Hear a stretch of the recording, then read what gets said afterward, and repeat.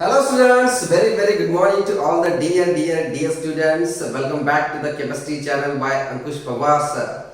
Okay, so let us continue with the electrochemistry lecture number 7. तो इसके पहले हमने 6 लेक्चर्स देखे हैं बच्चों. इन 6 लेक्चर्स में अब तक हमने इंट्रोडक्शन के बारे में पढ़ा है, ईएमएफ ऑफ सेल के बारे में पढ़ा है, इलेक्ट्रोड पोटेंशियल के बारे में पढ़ा है. ओके, और लास्ट के लेक्चर में, प्रीवियस लेक्चर में हमने फिजिबिलिटी ऑफ इलेक्ट्रोकेमिकल सेल, है ना, मतलब feasibility, how well whether the electrochemical cell is feasible और not, whether the electrochemical cell reactions are spontaneous और नॉट, ये हमने प्रीवियस लेक्चर में पढ़ा था, है ना. तो उसमें हमने ये देखा था कि डेल्टा जी का वैल्यू निकालना है. अगर डेल्टा जी नेगेटिव आता है, क्या बोला, अगर डेल्टा जी नेगेटिव आता है तो इलेक्ट्रोकेमिकल सेल के जो रिएक्शंस होते हैं वो क्या होंगे, स्पॉन्टेनियस होंगे बच्चों, है ना, मतलब cell will be feasible, electrochemical cell will be feasible. और अगर डेल्टा जी नेगेटिव आता है, सॉरी डेल्टा जी अगर पॉजिटिव आता है तो electrochemical cell is not feasible, ये हमने पढ़ा, राइट. सो कभी भी अगर आपको कभी किसी ने पूछा कि what is the delta G, तो आपको क्या बोलना है, Gibbs free energy, change in Gibbs free energy. और जब change in Gibbs free energy that is delta G negative होता है बच्चों, तभी electrochemical cell can be feasible. ये हमने प्रीवियस लेक्चर में पढ़ा था. And now in today's lecture what we are going to see is we are going to learn the Nernst equation, which is very important with respect to your NEET and JEE preparation as well as state board exams. Okay, so students, welcome back again. So start करते हैं अपना Nernst equation, very important. So Nernst equation, बच्चों ये Nernst equation it is used for calculation of EMF of cell at any temperature and concentration. जो हमने standard EMF निकाला था, है ना, EMF of cell अगर हम स्टैंडर्ड कंडीशंस पे निकालते हैं, स्टैंडर्ड टेम्परेचर पे निकालते हैं, स्टैंडर्ड प्रेशर पे निकालते हैं, then that EMF is called as standard EMF of cell. और स्टैंडर्ड EMF of cell का कैलकुलेशन करना, उसके वैल्यूज निकालना, ये हमने प्रीवियस लेक्चर में पढ़ा था, है ना. कैसे इक्वेशन क्या था, उसका फॉर्मूला क्या था, E naught of a cell is equal to E naught of a cathode minus E naught of a anode, या फिर E naught of a cell is equal to E naught of a right half cell minus E naught of a left half cell. ये तो हमने previous lecture में पढ़ा था. लेकिन वो क्या था, स्टैंडर्ड EMF ऑफ था. स्टैंडर्ड EMF मतलब स्टैंडर्ड कंडीशंस पे अगर EMF ऑफ सेल मेजर करते हैं तो स्टैंडर्ड EMF निकाला जाता है. ओके, लेकिन आज हम इस लेक्चर में क्या देखने वाले हैं, how to calculate the EMF of a cell, मतलब EMF ऑफ सेल निकालना है by using the Nernst equation at any temperature and any concentration. So let us start with the Nernst equation. तो हम पहले ये देखेंगे कि Nernst equation एक्चुअली होता क्या है. ओके, उसका डेरिवेशन बाद में देखेंगे. Okay, so let us start. देखो यहाँ पे Nernst equation किसके लिए होता है, E of cell निकालने के लिए. E of cell मतलब EMF of cell at any concentration and temperature. Okay, so E of cell is equal to E naught of a cell, that is standard EMF of cell, minus 2.303 RT upon NF log to the base 10 of concentration of product divided by concentration of reactant. तो ये है बच्चों आपका Nernst equation, very important with respect to your NEET and JEE preparation, right? NEET और JEE, और theory में तो 100% आता ही है क्वेश्चन, हर साल क्वेश्चन आता है ना. एक आधा साल होगा बीच में नहीं आता है, लेकिन ऑलमोस्ट 90% ये क्वेश्चन स्टेट बोर्ड में आने का चांसेस रहता है. ओके बच्चों, सो Nernst इक्वेशन, तो ये इक्वेशन हम क्यों यूज कर रहे हैं ये याद रखना है पहले. This equation is used for calculation of EMF at any concentration and any temperature. देखो यहाँ पे टेम्परेचर दिया है और यहाँ पे तुम कंसंट्रेशन रख सकते हो, है ना, किसी भी सॉल्यूशन का, प्रोडक्ट का और रिएक्टेंट का कंसंट्रेशन देख सकते हो. और यहाँ पे टेम्परेचर आपको जो जिस टेम्परेचर पे निकालना होता है EMF ऑफ सेल, वो टेम्परेचर आप यहाँ पे रख सकते हो, राइट. तो ये इक्वेशन क्या है, इसमें कौन कौन से टर्म्स हैं, कौन कौन से डिफरेंट ये यूज किए पैरामीटर्स यूज किए गए हैं, है ना, डिफरेंट वैल्यूज कौन से यूज किए हैं, कांस्टेंट कौन कौन से हैं, ये हम देखेंगे. उसके बाद हम Nernst इक्वेशन का डेरिवेशन देखेंगे. Actually Nernst equation is derived from what, है ना, कहाँ से डिराइव हुआ है ये, है ना, तो ये देखेंगे। So let us understand. तो सबसे पहला है E of a cell, E of a cell मतलब EMF of cell. Okay, EMF of cell ये क्या होता है?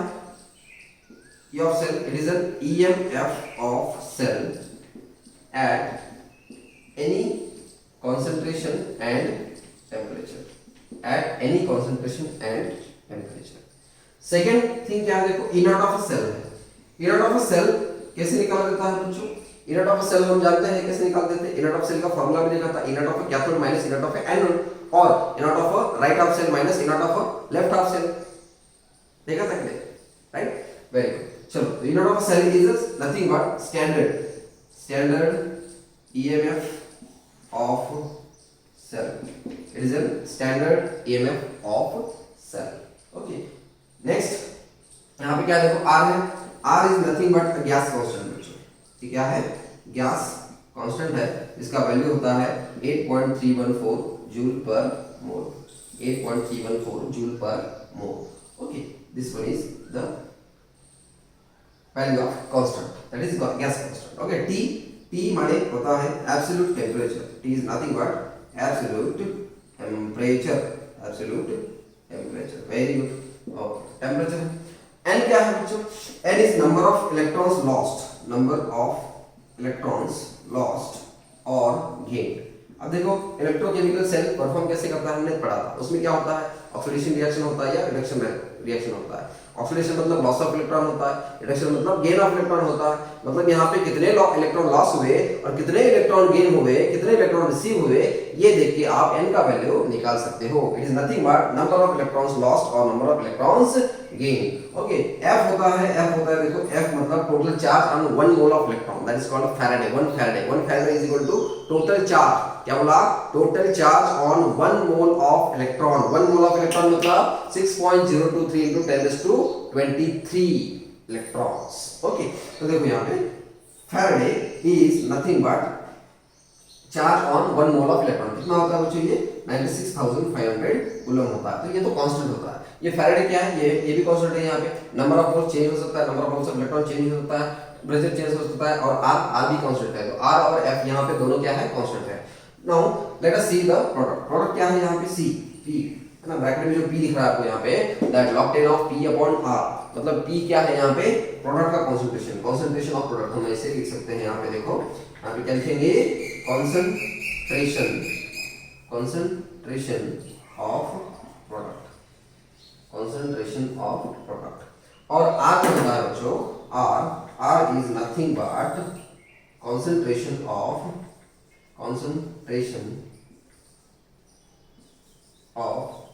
reactants, concentration of reactants होता है। ओके, तो ये होता है आपका नर्स इक्वेशन, है ना। तो याद रखना है, स्टैंडर्ड ईएमएफ ऑफ सेल कब निकालते हैं हम? स्टैंडर्ड कंडीशन से, मतलब standard temperature and standard pressure है, या फिर स्टैंडर्ड आपका कॉन्सेंट्रेशन है। ओके, लेकिन जब हमें EMF of cell at any concentration and any pressure at any temperature निकालना होता है, तब हम क्या करते हैं?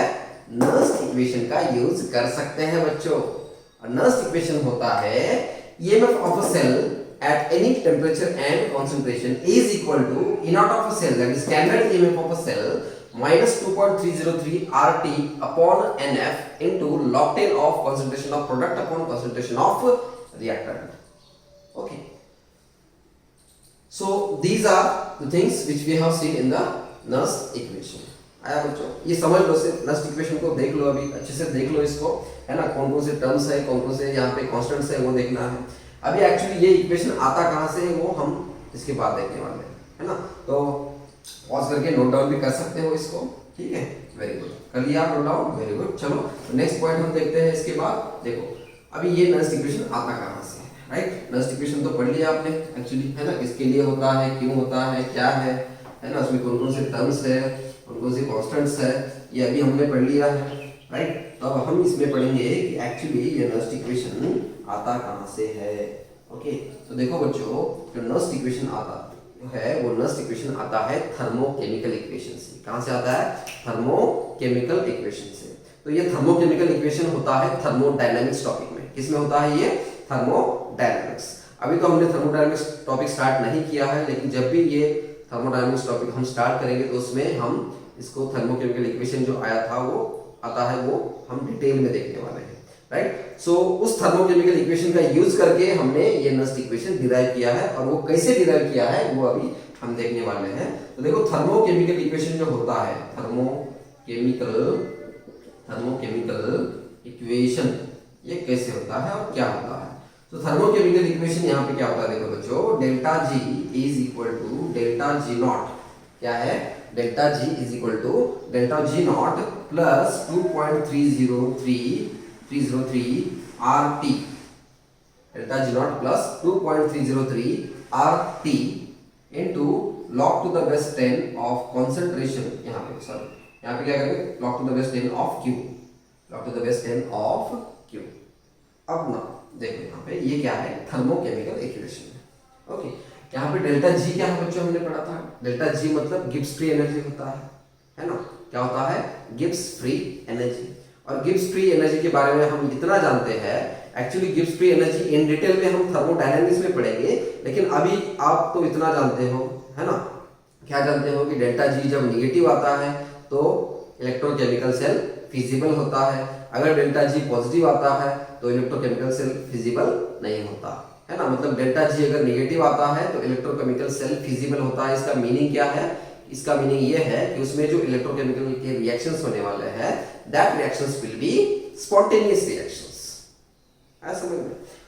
सो delta G is a Gibbs free energy, change in Gibbs free energy.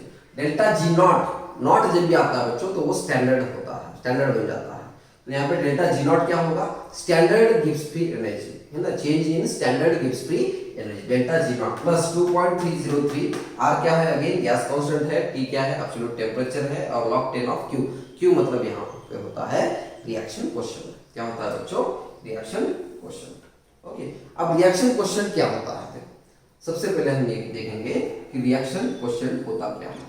Reaction quotient is nothing but concentration of product and reactor, है ना, ratio of concentration of product and reactor at any point of time during the reaction। क्या बोला? ratio of concentration of product to the reactant at any point of reaction during the reaction, है ना। मतलब reaction शुरू हो गया तो 1 minute के बाद या 10 मिनट के बाद या 1 घंटे के बाद, 2 घंटे के बाद, किसी भी टाइम पे अगर आप प्रोडक्ट का और कंसंट्रेशन का अगर रेशियो लेते हो, then that ratio is called as reaction quotient which is denoted by Q, capital Q। इसको हम बोलते हैं बच्चों रिएक्शन, क्या बोलते हैं? Reaction quotient.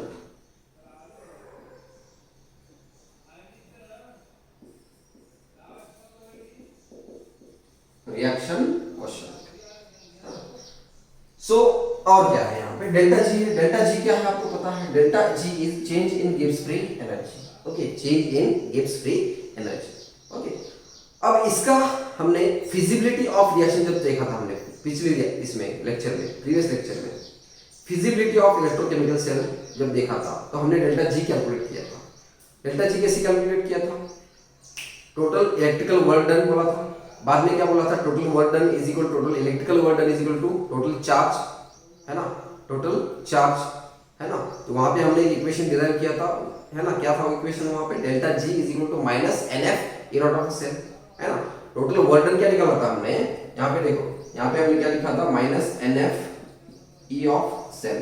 ये हमने इक्वेशन डिराइव किया था, है ना। माइनस NF मतलब क्या होता है? टोटल चार्ज होता है, और E ऑफ सेल मतलब EMF ऑफ सेल। तो total charge into EMF of cell is equal to total work done, electrical work done by the electrochemical cell, and which is equal to delta G, change in Gibbs free energy. तो इसी equation का use करके तो हम निकालते थे, है ना, whether the electrochemical cell is feasible or not feasible।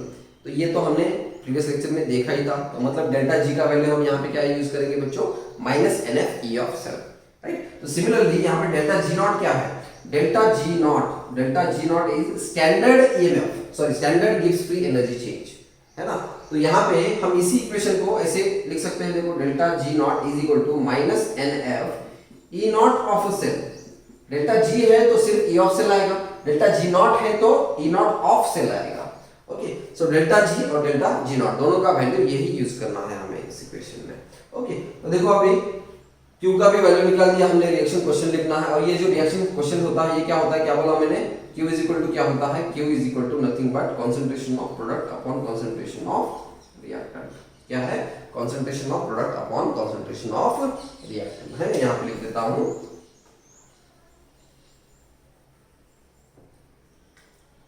Q का वैल्यू क्या होता है, concentration of product upon concentration of reactant. Okay, this one is your Q। Okay, चलो अब हम क्या करेंगे, ये पूरे वैल्यूज इस इक्वेशन में पुट कर देंगे, है ना। तो let us put the all the values. Okay, delta G का वैल्यू क्या है, देखो minus N F E of cell is equal to delta G not का वैल्यू क्या है, यहाँ पे रखना है minus E F, sorry minus N F minus N F. अब यहाँ पे डेल्टा जी नॉट है तो ई नॉट ऑफ सेल आएगा, ये वाला आएगा, right, E not of a cell. Okay, plus 2.303 RT, RT तो एज इट इज रहेगा, है ना। आर क्या है, गैस कांस्टेंट है, टी टेम्परेचर, जो भी आपको क्वेश्चन में दिया जाएगा, प्रॉब्लम में न्यूमेरिकल में दिया जाएगा क्वेश्चन में, right. RT log to the base 10 of Q का वैल्यू क्या है बच्चों, it is a concentration of ratio of concentration of product to the concentration of reactant, मतलब Q is equal to P by R, है ना। Concentration आप लिख सकते हो, log to the base 10 of Q। Q का वैल्यू क्या है, concentration of product upon concentration of reactant. Okay, तो ये इक्वेशन आया। अब हम क्या करेंगे, देखो बच्चों, अब हम यहाँ पे इस पूरे इक्वेशन को डिवाइड करेंगे माइनस NF से, है ना। तो this equation is divided by above equation, ऐसे लिख सकते हैं, above equation is divided by minus NF। अगर इसको माइनस NF से डिवाइड करते हैं बच्चों, डिवाइड करते हैं तो माइनस NF कैंसिल हो जाएगा और E ऑफ सेल रह जाएगा, E of cell is equal, right. इसको भी माइनस NF से डिवाइड करते हो तो माइनस NF और माइनस NF कैंसिल आउट हो जाएगा, क्या रहेगा यहाँ पे, E नॉट ऑफ सेल। देखो जरा धीरे धीरे अपना इक्वेशन आ रहा है, क्या फाइनल इक्वेशन, नेक्स्ट इक्वेशन आ रहा है, राइट, आता है धीरे धीरे, आपको बस करना है और बेसिक से जाना है बच्चों, है ना। Concept, each and every concept को पकड़ के चलना है ना। रट्टा बिल्कुल भी नहीं मारना है ना। अगर रट्टा मारना है तो आप नीट और जेई क्रैक नहीं कर सकते, मैं यहीं पे आपको बता रहा हूँ, ठीक है। Please don't mug up the things, go to the fundamentals, go to the basics and उसको पकड़ के उस फंडामेंटल्स को पकड़ के चलते रहो, है, तभी आपका केमिस्ट्री अच्छा होगा और बाकी के सब्जेक्ट्स भी अच्छे होंगे और नीट और जेईई में आप इजीली स्कोर कर सकते हो, है ना। So let us continue. E of cell is equal to E not of cell, right. क्या किया हमने, इस इक्वेशन को पूरे क्या किया, माइनस NF से डिवाइड कर दिया। माइनस NF से डिवाइड करने के बाद हमें क्या मिला, E ऑफ सेल मिला is equal to E not of cell plus, अब यहाँ पे प्लस का क्या हो जाएगा, माइनस होगा, क्योंकि माइनस से हम डिवाइड कर रहे हैं, राइट, तो माइनस हो जाएगा ये, राइट, माइनस 2.303 RT, है ना। यहाँ पे आएगा NF, है ना, नीचे डिवाइड किया ना NF into log to the base 10 of concentration of product upon concentration of reactant, concentration of product upon concentration of reactant। तो ये है बच्चों आपका फाइनल नर्स्ड इक्वेशन। क्या है ये, फाइनल नर्स्ड इक्वेशन। नाउ इस इक्वेशन में देखो कांस्टेंट क्या क्या है, यहाँ पे कांस्टेंट क्या क्या है, देखो अगर हम यहाँ पे फैराडे, ये फैराडे का कांस्टेंट है F, राइट। R क्या है, R गैस कांस्टेंट है जिसका वैल्यू होता है 8.314 जूल पर मोल, ओके, ये भी कांस्टेंट है। और T कभी कभी अगर देखो मोस्ट ऑफ द रिएक्शंस क्या होते हैं, देखो most of reactions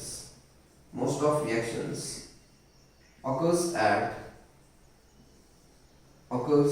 at temperature 298 kelvin, कितना, 298 केल्विन। 298 केल्विन मतलब कितना होता है, 25 degree Celsius, that is room temperature. मतलब मोस्ट ऑफ द रिएक्शंस क्या होते हैं बच्चों, रूम टेम्परेचर होते हैं, मतलब टेम्परेचर 298 केल्विन है, ओके। और कॉन्सेंट्रेशन एंड यहाँ पे लिख देता हूँ, एंड कॉन्सेंट्रेशन 1 मोलर, तो अगर ऐसा है बच्चों, है ना, मोस्ट ऑफ द रिएक्शंस क्या होते हैं, टेम्परेचर कौन से टेम्परेचर पे होते हैं, 298 केल्विन पे होते हैं, मतलब 25 डिग्री सेल्सियस पे होते हैं।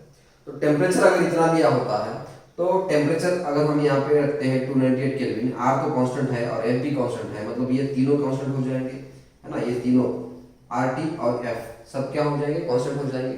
अब यहाँ पे टेम्परेचर का वैल्यू हमने T is equal to 98 kelvin रख दिया, आर का वैल्यू 8.314 जूल पर मोल रख दिया, ओके, और एफ का वैल्यू तो आपको पता ही है 96,500 कूलम रख दिया।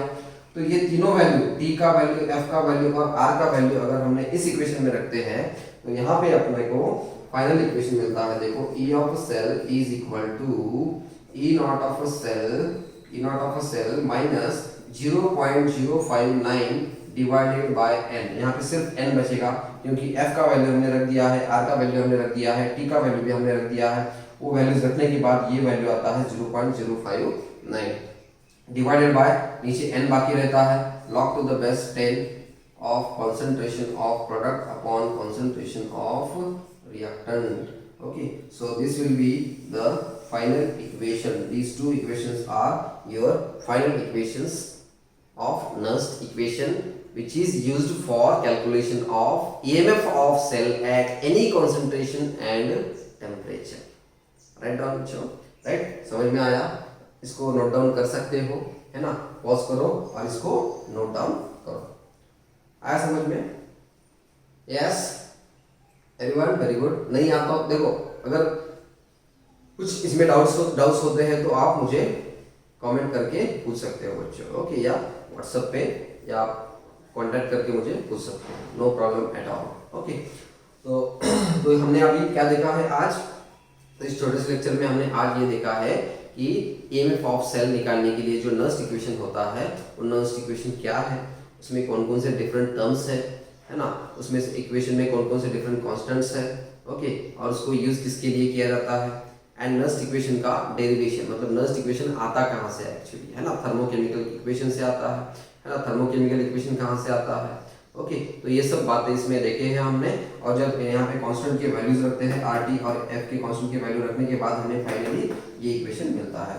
इसका मतलब अगर 298 केल्विन पे अगर आपको पूछा ईएमएफ ऑफ सेल तो आप डायरेक्टली ये इक्वेशन भी यूज कर सकते हैं बच्चों। And this is how EMF of cell can be used by using the Nernst equation, which is very important for your NEET and JEE point of view. Okay, so next lecture में we are going to continue with the different problems of this equation. Okay, problems देखेंगे, numericals देखेंगे next lecture में। Okay, तब तक के लिए best luck to all the dear students.